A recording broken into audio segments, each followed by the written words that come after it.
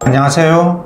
류용수 법무사입니다. 이번 시간에는 개인회생과 추가 주거비에 대해서 알아보도록 하겠습니다. 개인회생 월 변제금은 어떻게 산정이 되죠?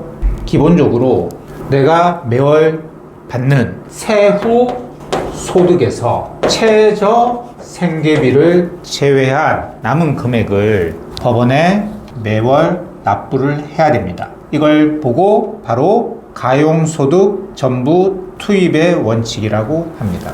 예를 들어서 내가 세후 소득이 300인데 결혼도 하지 않았고 아이도 없고 1인 가구다. 그러면 1인 가구가 2025년 기준 약 143만 원입니다. 그러면 나머지 157만 원을 매월 법원에 36개월 동안 납부를 해야지 면책이 됩니다.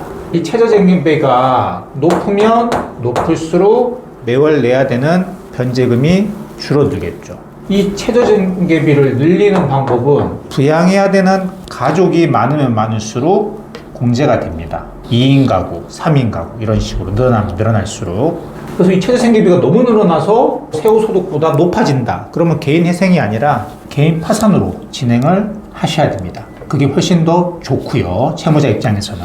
그런데 내가 부양해야 될 가족이 없고 솔로다, 혼자다, 1인 가구다. 그렇다면 이 최저생계비 143만 원 공제되면 끝인 거냐? 아닙니다. 플러스 상황에 따라서 추가 생계비가 있습니다. 근데 이게 대한민국에 일괄적으로 적용되는 게 아니라 법원마다 관할마다 달라요. 서울회생법원 같은 경우는 이 추가 생계비에 당연히 추가 주거비, 그리고 그 이외에 자녀가 있으면 자녀 교육비, 그리고 몸이 아파서 병원에 다니면 병원비의 일정 부분을 공제해주고 있습니다.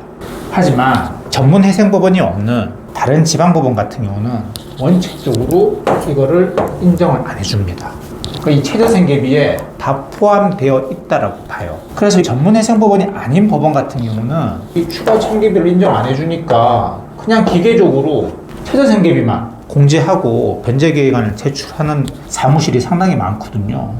아닙니다. 그건 맞아요. 원칙적으로 추가 주거비, 교육비 이런 걸 인정 안 해주는 건 맞아요. 하지만 받아주는 경우도 있기 때문에 일단은 제출해야 되는 겁니다. 그래서 저 같은 경우도 항상 제출을 하면 50%는 받아줘요. 50%는 안 받아주고요. 안 받아주는 이유는 제가 좀 전에 언급해 드린 것처럼 이미 최저생계비에 다 반영이 돼 있다 이런 식이에요. 하지만 받아주는 경우도 있다니까요. 그래서 일단은 무조건 집어넣는 거예요. 추가 주거비 같은 경우.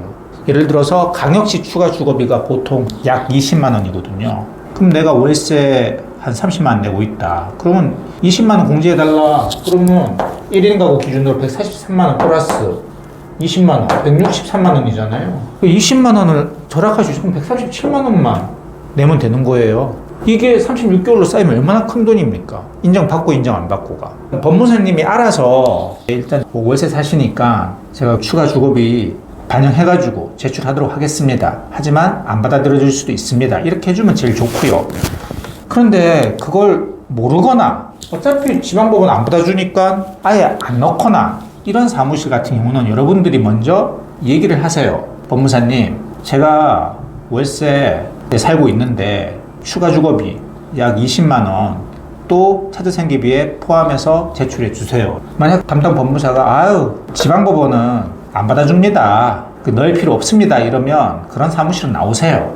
그래서 여러분 반드시 되든 안 되든 다 집어 넣는 겁니다. 제출했다가 안 받아주면 어쩔 수 없는 거고요. 받아주면 생큐잖아요. 거의 50%나 된다니까요. 확률이. 그래서 전문회생법원인 경우는 거의 다 받아주니까 무조건 당연히 공제해달라고 얘기를 하셔서 변제계획안에 반영해야 되고요. 전문회생법원이 아닌 경우도 다른 지방법원 경우도 받아주든 안 받아주든 일단은 추가해서 제출해야 되는 겁니다. 여러분들이 그렇게 얘기를 하셔야 돼요. 지금까지 류홍석 법무사였습니다. 감사합니다.